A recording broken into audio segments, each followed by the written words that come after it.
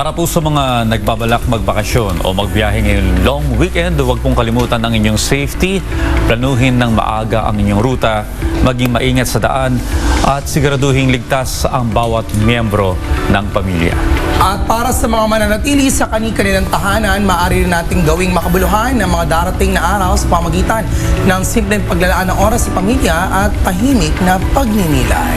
Ano man po ang inyong plano ngayong Semana Santa? Mahalaga po ang pag-iingat, disiplina at malasakit para sa sarili at sa ating kapwa.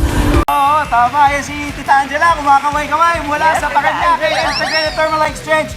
Salamat, ingat ka dyan, Tita A. Mag-ingat po lagi mga kapatid. Stay safe, stay healthy, at syempre po, pagninilay natin ngayong Semana Santa. Kita-kits sa Lunes, dito lang sa inyong Pambansang Morning Show kung saan laging una ka.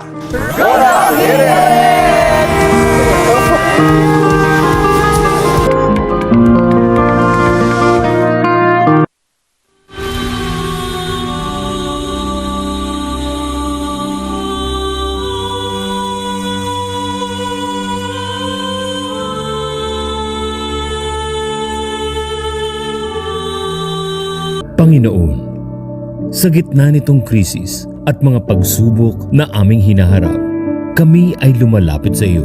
Sa iyong pagpapakasakit, nararamdaman namin ang inyong pagmamahal. Turuan mo po kaming magtiwala ng buo.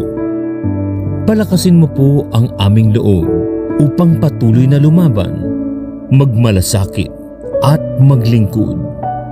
Sa aming munting sakripisyo ngayong mahal na araw, naway maghari na ang kapayapaan sa mundo habang aming ginugunita ang inyong dakilang pag-aalay ng sarili. Muli sanang mabuhay sa aming mga puso ang pangako ng pag-asa sa piling mo.